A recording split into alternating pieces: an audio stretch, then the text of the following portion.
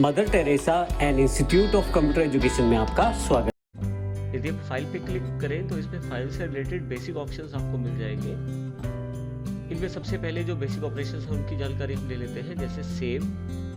आपके पास जो फाइल है अब उसे दोबारा प्रयोग करने के लिए अपने कंप्यूटर में सेव कर सकते हैं। सेव पे क्लिक कीजिए। जैसे आप सेव पे क्लिक करते हैं इसमें आपके पास एक बॉक्स ओपन हो जाता है जिसमें काफ़ी सारी जानकारी अवेलेबल है, जैसे कि आप अपनी फाइल इस वक्त कहाँ सेव कर रहे हैं।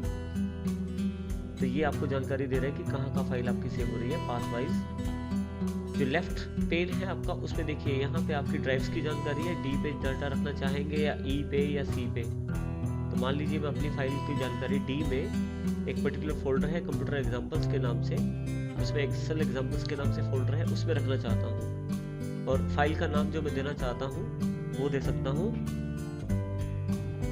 फाइल नेम के बॉक्स में मैंने अपने फाइल का नाम दे दिया और जैसे ही मैं सेव पे क्लिक करता हूँ मेरी फाइल सेव हो जाती है। फाइल सेव होने के पास ये जो नाम है मेरे पास ऊपर इस तरफ दिखाई देता है कि ये मेरी फाइल सेव हो गई है। इसी तरह से मैं सेव एज कर सकता हूँ, इसी फाइल को किसी दूसरे नाम से सेव कर सकता हूँ। एक तरह से आप ये कह सकते हैं कि डुप्लीकेट कॉपी बना सकता हूँ। सेव एज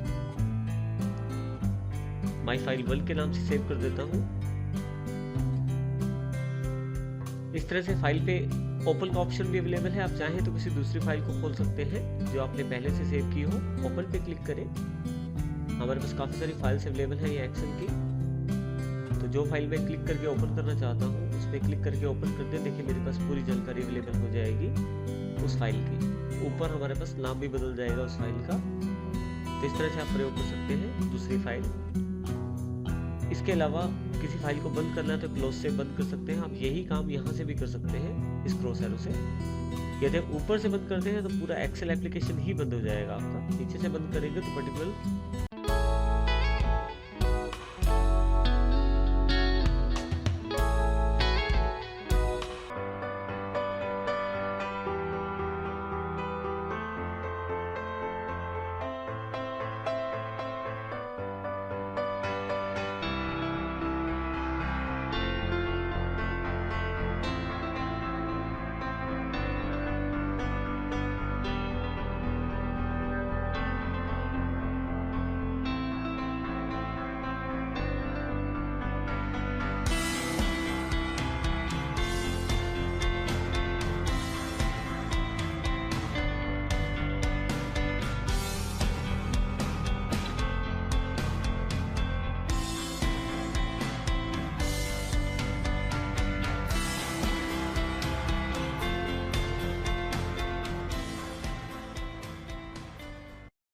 वर्कबुक जो आपकी फाइल है वो बंद होगी केवल। रीसेट इन्फो में आपके पास जानकारी दी गई है आपके बेसिक फाइल के बारे में।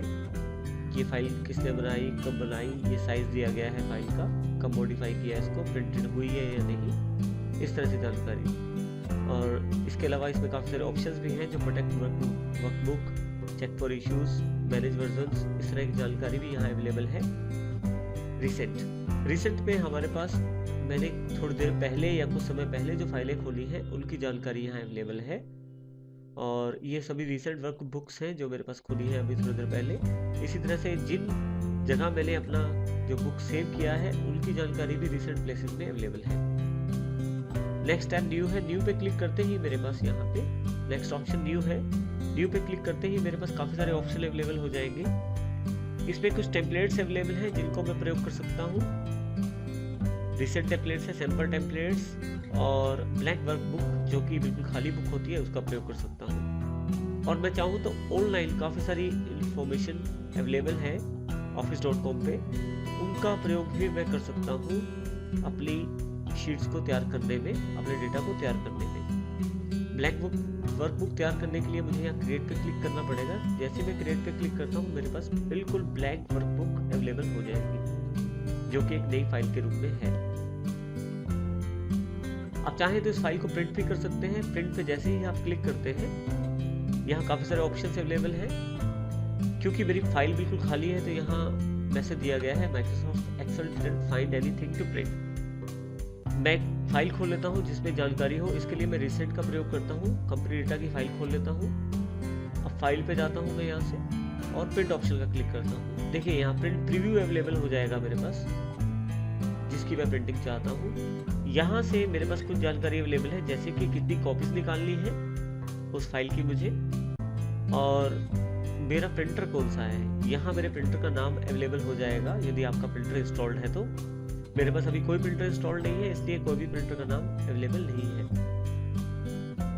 उसके अतिरिक्त आप यहाँ पे पेजेस बता सकते हैं कहाँ से कहाँ तक आपकी प्रिंटिंग अवेलेबल हो, और यहाँ से प्रिंट एक्टिव शीट्स, या आप चाहते हैं कि पूरी वर्कबुक प्रिंट की जाए, या अगर आपने कोई पार्ट सिलेक्ट किया हुआ है तो आप प्रिंट सिलेक्शन से भी प्रिंट निकाल सकते हैं। इसके अतिरिक्त कोलेटेड ऑप्शंस अवेलेबल हैं, जिसमें आप सेट वाइज डेटा निकाल सकते हैं, जैसे कि आपके पेजेस, जैसे यहाँ हमारे पास 9 पेज दिखाए गए हैं फाइल में। तो अगर मैं कोलेटेड ऑप्शन ऑन करता हूँ तो पहले एक सेट निकलेगा 1 से 9 पेजेस का, फिर दूसरा सेट 1 से 9 पेजेस का। इस तरह से जितनी कॉपीज मैं बताऊंगा उतने सेट वाइज मेरे पास कोलेटेड बुक्स तैयार हो जाएंगी। और यदि अनकोलेटेड करता हूँ तो मान लीजिए मुझे 5 प्रिंट आउट चाहिए, तो पहले फर्स्ट पेज के 5 निकलेंगे, फिर सेकंड पेज के 5, यानी कि ये कोलेटेड ऑप्शन में नहीं होगा, अनकोलेटेड ऑप्शन में होगा। इसके अतिरिक्त यहाँ से पेज साइज चूज कर सकता हूँ मैं। पेज साइज आपकी आवश्यकता अनुसार हो सकता है। नॉर्मल पेज साइज A4 है, जो कि 4 स्टेट पेपर होता है। इसके अतिरिक्त आपके प्रिंटर पे भी निर्भर करता है कि वो कितना बड़ा पेज साइज निकाल सकता है। तो आप मुख्य पेज साइज यहाँ से सेट कर सकते हैं, जैसे मैंने यहाँ A4 सेट कर दिया है। और नेक्स्ट ऑप्शन जो हमारे पास अवेलेबल है मार्जिन का, नॉर्मल, वाइड, नैरो मार्जिन, 3 तरह के मार्जिन अवेलेबल है यहाँ पे। आप चाहें तो कस्टम मार्जिन से अपना मनपसंद मार्जिन भी सेट कर सकते हैं। नॉर्मल मार्जिन, वाइड मार्जिन में मार्जिन ज़्यादा हो जाएगा तो डेटा कम आएगा इसमें। नैरो में मार्जिन कम हो जाएगा और डेटा इसमें ज़्यादा आएगा। जैसे वाइड को क्लिक करता हूँ तो देखिए यहाँ पे मार्जिन ज़्यादा होने की वजह से डेटा कम आ गया, और इसी तरह से अगर मैं नैरो कर देता तो उसमें डेटा ज़्यादा आ जाता है और जगह भी ज़्यादा हो जाती है।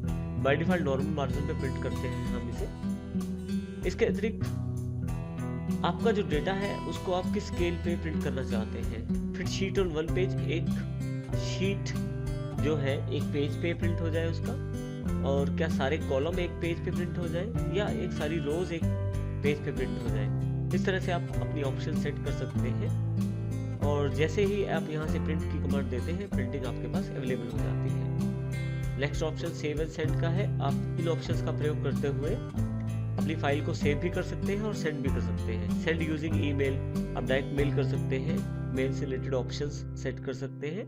इसी तरह से आप सेव टू वेब और सेव टू शेयर पॉइंट, जिस तरह के ऑप्शन चाहें उस प्रकार का आप कार्य कर सकते हैं। यहाँ नेक्स्ट ऑप्शन है हेल्प का। अगर आप किसी प्रकार की हेल्प चाहते हैं तो आप हेल्प का प्रयोग भी कर सकते हैं। यहाँ पे एक्सेल का ऑप्शंस में आपके पास काफ़ी सारे ऑप्शंस अवेलेबल हो जाते हैं एक्सेल में, जिन ऑप्शंस के आधार पे आप काफ़ी सारी सेटिंग चेंज कर सकते हैं एक्सेल के अंदर। जैसे जनरल में मैं यहाँ कलर स्कीम चेंज कर देता हूँ, इसको ब्लैक कर देता हूँ और ओके कर देता हूँ। देखिए मेरे पास एक्सेल का जो कलर है, वो जो थीम कलर है वो ब्लैक हो गया है।